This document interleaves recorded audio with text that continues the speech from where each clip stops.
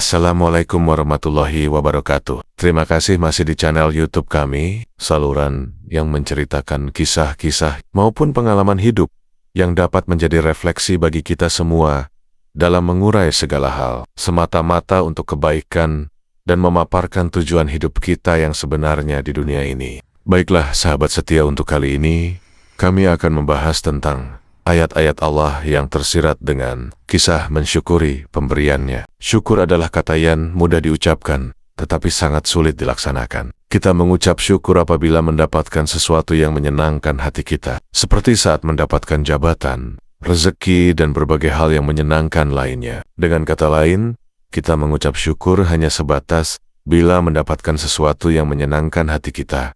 Sekaranglah saatnya kita mempelajari apa arti kata syukur yang sebenarnya berdasarkan ayat-ayat Allah yang tersirat sekaligus tersurat. Mengapa? Karena kita tidak mungkin bisa bersyukur kepada Allah sebelum mampu mensyukuri pemberiannya. Kisah berikut ini semoga bisa menjadi pelajaran bagi kita semua. Amin. Rizal adalah seorang remaja kelas 3 SMP. Sejak lahir hidup di keluarga yang miskin. Ayahnya seorang tukang becak sedangkan ibunya bekerja sebagai tukang cuci pakaian. Ia hidup bersama adiknya yang kecil. Setiap subuh, ia harus bangun dan menyiapkan seluruh keperluan bapak dan adiknya. Karena ibunya sudah harus berangkat bekerja. Di sekolah, ia termasuk anak yang pintar. Ia bercita-cita merubah nasib keluarganya, namun melihat kondisi keluarganya sekarang ia berkecil hati. Dia belum membayar SPP 3 bulan, padahal dia akan menghadapi ujian. Semua yang menjadi beban pikirannya tidak pernah diutarakan kepada orang tuanya. Setiap minta uang untuk keperluan sekolah, orang tuanya selalu menolak. Untuk bisa makan saja sulit. Beban pikiran inilah yang akhirnya membuat ia merasa putus asa. Suatu hari kepala sekolah memanggilnya. Rupanya ia ingin tahu tentang kapan Rizal akan melunasi SPP-nya. Ia semakin bingung menjawab apa. Sepulang sekolah ia berjalan menyusuri sungai, namun kebingungan dan keputusasaan sudah mencapai puncaknya. Hingga Rizal ingin mengakhiri penderitaan dan kesengsaraannya dengan menghanyutkan diri ke sungai. Namun pada saat ia bersiap-siap untuk melompat ke sungai, tiba-tiba seorang laki-laki berseru kepadanya, "Nak, hati-hati." Laki-laki itu bertanya, "Mengapa sampai ada di sini?" Sambil menangis, dia menjawab, "Aku ingin bunuh diri, Pak. Aku nggak bisa bayar SPP." Betapa kaget laki tersebut. Lalu dengan setengah membujuk ia berkata, "Ayo kita bicara di rumahku saja. Jangan di sini, berbahaya." Pak Darmo pun membawa Rizal ke rumahnya. Sesampai di rumah, Rizal diam dan menangis dan memeluk lelaki tersebut. Dan Pak Darmo pun memeluk dengan kasih sayang. Sambil tersenyum bertanya, "Apakah kamu pernah bersyukur, Rizal?" Dia pun menjawab, "Apa yang harus disyukuri, Pak? Saya kan tidak punya apa-apa." "Pernahkah kamu melihat harta yang paling berharga yang ada di depan matamu sendiri?" tanya Pak Darmo. Rizal diam sesaat dan menggelengkan kepalanya. "Kamu masih sehat, punya kaki, nyawa, mata, dan anggota badan yang lainnya masih ada. Apakah itu tidak kamu anggap harta? Kamu pernah bertanya tidak mengapa Allah membuat seperti ini?" "Sering, Pak, tapi Allah tidak adil," jawabnya. "Ya kalau dari diri kamu saja sudah punya prasangka buruk kepada Allah seperti itu, bagaimana kamu bisa melihat maksud dan tujuan Allah sebenarnya?" kata Pak Darmo. "Nak, di dunia ini tidak ada yang miskin.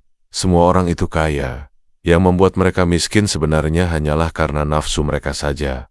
Punya harta banyak, itu juga bukan anugerah. Begitu juga tidak punya harta, bukanlah bencana," jelas Pak Darmo. Semua yang diberikan Allah itu adalah ujian. Ya ujian jadi orang miskin, ya jadi orang kaya pintar. Orang bodoh itu juga ujian. Tidak serta-merta jadi miskin.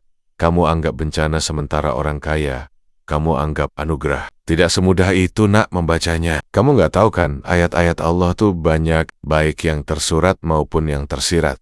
Jadi jangan kamu ambil sepicik itu." Rizal terdiam dan berusaha menyimak apa yang dikatakan Pak Darmo tadi. "Selama ini mungkin kamu lupa pemberian Allah yang paling nyata. Padahal kalau kamu mau ikhlas dan terus ingat sama Allah, bisa saja Allah memberikan kamu jalan keluar yang tidak kamu duga. Kalau kamu tidak pernah mensyukuri segala pemberiannya, yang paling nyata ini saja, gimana hatimu bisa terbuka? Ya kamu akan selalu miskin terus." Coba sekarang kamu renungkan dan laksanakan untuk bisa mensyukuri pemberiannya. Allah pasti akan memberikan jalan keluar untuk masalah kamu. Jelas Pak Darmo, kalau kamu mau melanjutkan sekolah saya bersedia membiayainya. Bagaimana? Rizal tersenyum bahagia. Ia tak menyangka Allah akan begitu cepat menolongnya. Dengan anggukan mantap, ia berkata, "Iya Pak, saya mau." Begini saja Rizal. Kamu mau kalau mau bekerja untuk saya? Ya bersih-bersih rumah sajalah. Bisa. Semua biaya sekolah biar saya yang tanggung. Kalau kamu mau melanjutkan sekolah, saya juga bersedia membiayai. Asalkan kamu benar-benar sekolah. Bagaimana? Rizal tersenyum bahagia. Dia tak menyangka Allah akan begitu cepat menolongnya. Dengan anggukan yang mantap, Rizal lalu berkata, "Iya Pak, saya mau." Cerita yang dialami Rizal tadi, pesan apa yang dapat kita ambil dari cerita tadi? Jika kita mampu mensyukuri pemberiannya ini, meskipun secara materi tidak cukup memiliki harta, kita tidak akan merasa miskin. Orang yang mampu mensyukuri pemberiannya inilah yang disebut orang kaya sebenarnya. Mengapa? Karena dalam kondisi apapun, orang tersebut akan selalu berterima kasih kepada Allah.